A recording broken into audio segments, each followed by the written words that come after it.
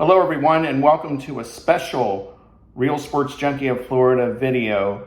My first video in just over 2 weeks for obvious reasons. I'll explain that to you in a moment. I took this past week and the week prior to reflect upon a very tragic thing that occurred.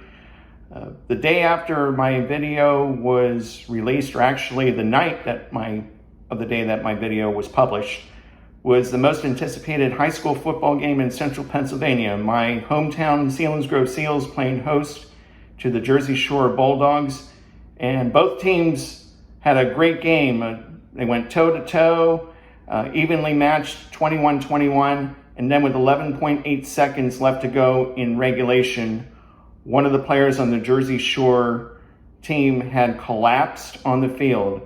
I was listening to the game on my iPhone as I was giving my granddaughter her bath, and I didn't know who the player was at the time or what jersey number he was wearing, but it turned out that that player was Max Engle, the defensive end, tight end for the Jersey Shore Bulldogs. He wore number 4.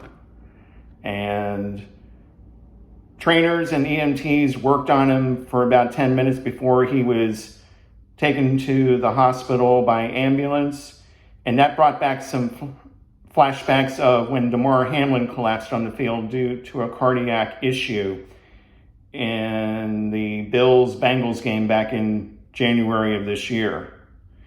And at the time, his condition was critical but stable. But then as the days passed, there was a posting by the Jersey Shore superintendent of schools. He received the news from Max Engle's family, who had asked for privacy at the time, and we definitely understand that. And of course, all of you who are watching this video who live in central Pennsylvania and follow the Jersey Shore Bulldogs, the Selinsgrove Seals, and all the other teams in central and northeastern Pennsylvania probably already know this. But for those of you who are watching this video and are not familiar or don't follow Pennsylvania high school football, this is probably news to you. But the superintendent of schools midweek said that his condition had deteriorated and the prognosis was not good. And then I didn't find this out until exactly a week ago, but a week ago Friday, Max Engle died from his injuries that were sustained during that game. And apparently he had a traumatic brain injury. And thinking about this, all the years that I have watched Selinsgrove Seals football or football games at Harold O. Bullock Memorial Field, from the time I was a little kid with my parents and I sitting in our front lawn overlooking the stadium and watching the game with binoculars, to my 4 years of being in the high school marching band, performing at all the home games and all the away games for the Selinsgrove Seals, and even listening to the games after I graduated from high school, and even took a couple of my Bucknell buddies to a couple of Selinsgrove Seals football games. And as a result, they've been following Seals high school football. So basically, I was kind of the Pied Piper of Seals high school football. But that aside, I had never seen, I've seen injuries where players were carted off the field and taken by ambulance to the hospital, but never, until recently, never have I seen that the injuries were life-threatening. So this is something that was very terrible to digest, and again, I've said it time and time again in my Facebook posts and my posts on X and replies to Jersey Shore football, that our thoughts and prayers are with Max Engle's family during this difficult time. So last weekend, Jersey Shore had a home game against Shikellamy. It was originally scheduled for a week ago Friday, and they decided to postpone the game until Monday night, in order to kind of keep their minds focused on Max Engle, which rightfully so. And even after Max passed away, it was decided that they would still play the game at home because they wanted to have the hometown rally around Max Engle would have wanted them to press forward and play their game. And I was listening to the game on my way home from work Monday night between Jersey Shore and Shikellamy, and it was a blowout by the Jersey Shore Bulldogs. And even the Shikellamy Braves were honoring Max by wearing number 4 on their helmets and so forth. And the Selinsgrove Seals a week ago Friday, they wore number 4 and Max on their socks. So a lot of high schools in central and northeastern Pennsylvania were paying homage to Max Engle, who I just learned this morning when I was browsing through X, the site formerly known as Twitter, that according to the WPIAL, which is the Pittsburgh Area Football Athletic League, for Pittsburgh Athletic League, they said that Max Engle was the player of the week for week 3, and rightfully so. So a big shout out to all the high school football teams in northeastern and central Pennsylvania for honoring Max Engle. I'm sure Max is looking down with a big smile on his face. But a week ago Thursday, all the students and faculty members at Jersey Shore were wearing orange or jerseys with the number 4, and particularly orange jerseys with the number 4 on it. And I got to thinking, I even texted my sister Sue.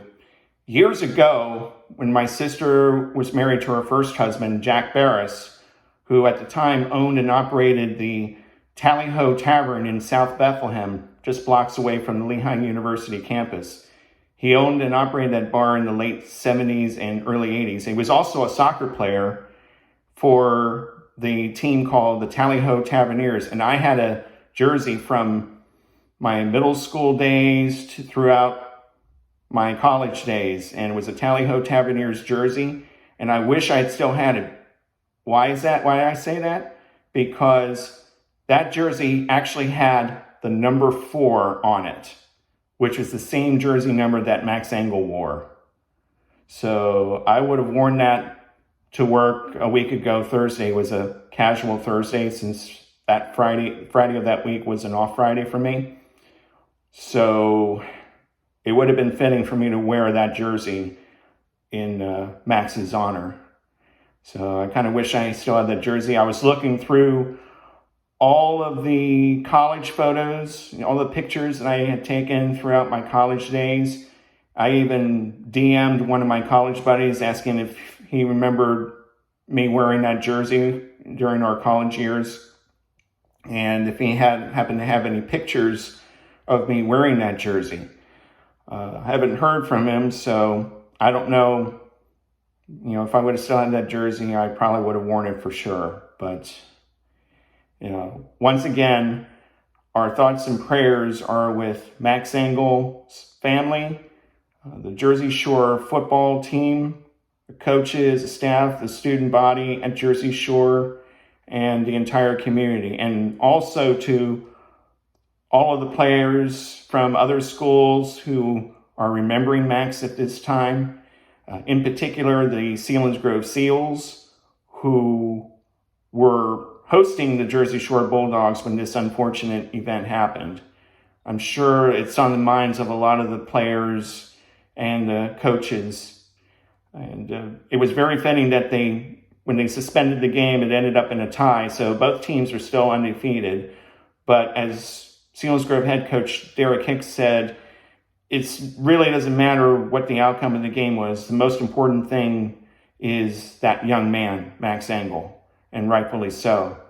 So after the team shook hands, both teams, cheer squads from both schools and coaches from both teams got together at midfield and said a prayer for Max Engle. And to me, that is a credit to both teams, and for all the schools for that matter, that they are honoring Max Engle and they're remembering him. And I saw Jersey Shore's football field, the Thompson Street Stadium. They got a big number 4 painted at the 50-yard line, right in the center of the field. and the 4 in the 40-yard line markers are marked in orange.